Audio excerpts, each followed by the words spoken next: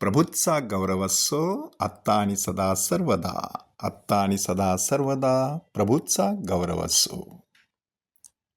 समाजामध्ये अशी काही माणसं आपल्या निदर्शनास येत असतात की ती समाजात असतात, परंतु अप्रत्यक्षरित्या समाज बहिष्कृत करण्यात आलेली असतात. मग एखादी व्यक्ती अकलेने थोडीशी मतिमंद असते. परमेश्वराने कदाचित अशा व्यक्तीला बुद्धीची देणगी दिलेली नसते. अशा व्यक्तीला कदाचित गोड गळ्याची देणगी असते. अशा व्यक्तीला चांगल्या स्वयंपाकाची देणगी असते. अशा व्यक्तीला कदाचित स्वच्छता ठेवण्याची देणगी असते. अशा व्यक्तीला कदाचित खूप चांगला स्वभाव देण्यात आलेला असतो. अशा व्यक्तीचं अक्षर कदाचित अतिशय सुंदर असू शकतं. अशा व्यक्तीला कदाचित देवाधर्माची गोडी असू शकते. अशा व्यक्तीला कदाचित गोरगरिबांची सेवा करण्याची सुद्धा आवड असते.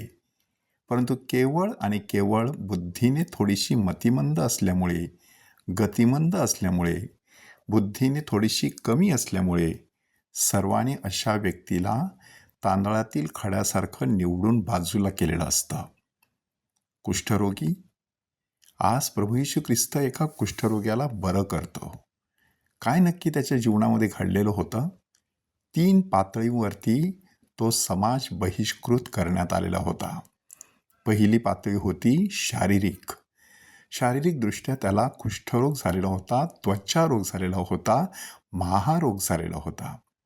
अशा व्यक्तीचं जगणं फार मुश्किल होतं, कारण समाजामध्ये कोणीही अशा व्यक्तीला जवळ करत नसे.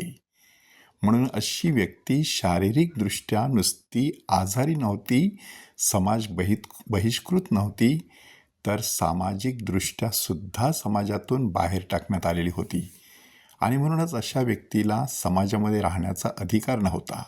सामुदायिक कार्यक्रमामध्ये सहभाग घेण्याचा हक्क जणू काही ती गमावून बसलेली होती.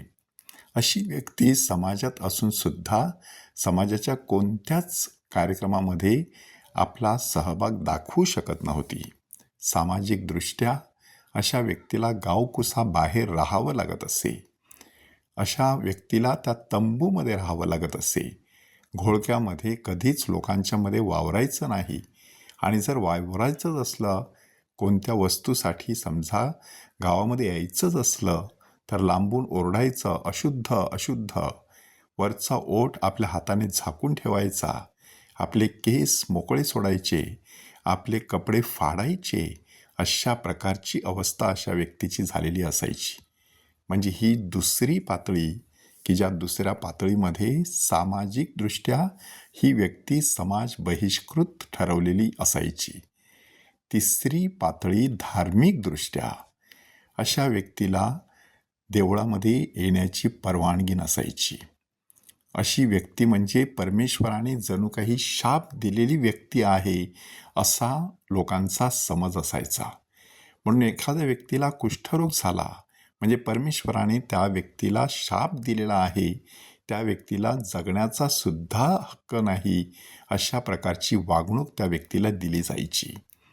आणि म्हणूनच आज काय घडते बघा, की हा माणूस जो कुष्ठरोगाने भरलेला आहे, तो येशूला पाहून पालथे पडून त्याला विनंती करतो. पालथे पडून विनंती करतो, ह्याच्यामध्ये त्याच्यामधील भक्तिभाव स्पष्टपणे दिसत आहे.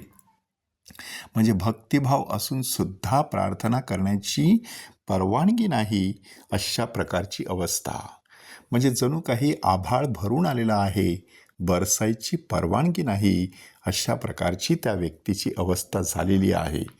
आणि मग त्याने विनंती कशी केलेली आहे, की प्रभूजी, आपली इच्छा असली तर मला शुद्ध करावयास आपण समर्थ आहात.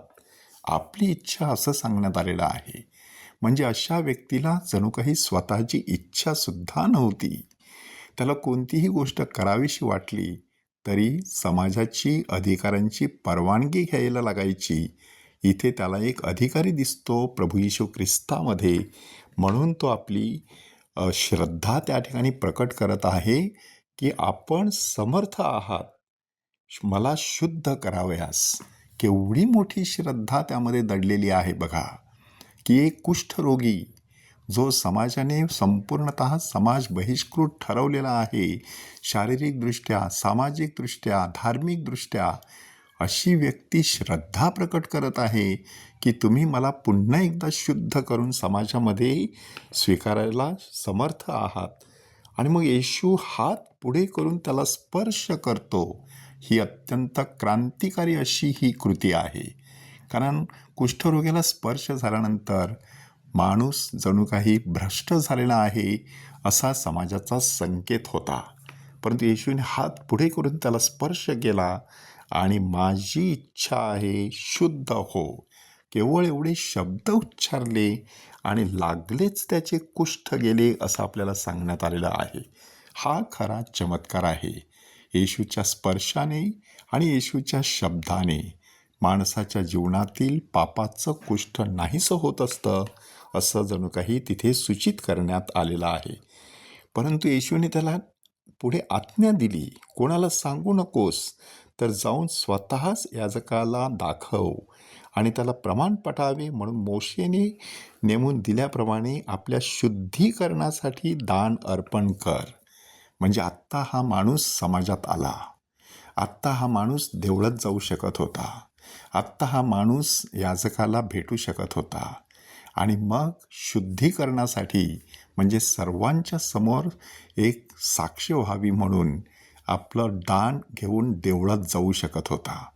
एकदा तो देवळात एखादं दान घेऊन गेला म्हणजे सर्वांना समजायचं की हा अशुद्ध राहिलेला नाही, हा कुष्ठरोगी राहिलेला नाही, हा आता बरा झालेला आहे. परंतु त्याने नक्की काय केलं? तो कर्मकांडामध्ये गुंतून राहिला नाही, तो सुवार्ता प्रसारामध्ये शिरलेला आहे. तो सरळ लोकांपर्यंत जाऊन सगळ्या लोकांना सांगू लागला की मी बरा झालेलो आहे. त्याचा परिणाम काय झालेला आहे की जो समाज बहिष्कृत ठरवण्यात आलेला होता तोच सुवार्तिक बनतो आणि हजारो लोकांना प्रभू येशू ख्रिस्ताकडे घेऊन येतो आणि लोक येशूचं ऐकण्यास आणि आपले रोग बरे करून घ्यावयास जमा होऊ लागले. हे सगळं सांगून झाल्यानंतर संत लूक आपल्याला एक महत्त्वाचं सूत्र सांगतो. येशू अरण्यात अधूनमधून एकांती जाऊन प्रार्थना करीत असे. म्हणजे येशूच्या सेवा कार्याचं मूळ किंवा सामर्थ्य कशामध्ये दडलेलं होतं? त्याच्या प्रार्थनामय जीवनामध्ये. म्हणून हे सगळं चिंतन करत असताना आपल्याला एक महत्त्वाची गोष्ट लक्षात घ्यावी लागेल की माणसाच्या जीवनामध्ये कुठल्याही प्रकारचा बहिष्कृतपणा जर असेल, तो घालवायचा असेल, तर त्यासाठी सर्वप्रथम परमेश्वराशी एकरूप झालं पाहिजे. एकदा माणूस परमेश्वराशी एकरूप झाला की तो समाजाशी, कुटुंबाशी, मित्रपरिवाराशी आणि साक्षात शत्रूंशी सुद्धा एकरूप होऊ शकतो. ज्या समाजाने ह्या माणसाला बाहेर टाकलं होतं तोच माणूस समाजाच्या उपयोगी पडतो. म्हणून परमेश्वराकडे कृपा मागूया की हे परमेश्वरा, आमच्या जीवनातील पापाचं कुष्ठ दूर करून आम्हाला पूर्णपणे शुद्ध कर. प्रभूचा गौरव असो आत्ता आणि सदा सर्वदा. आत्ता आणि सदा सर्वदा प्रभूचा गौरव असो.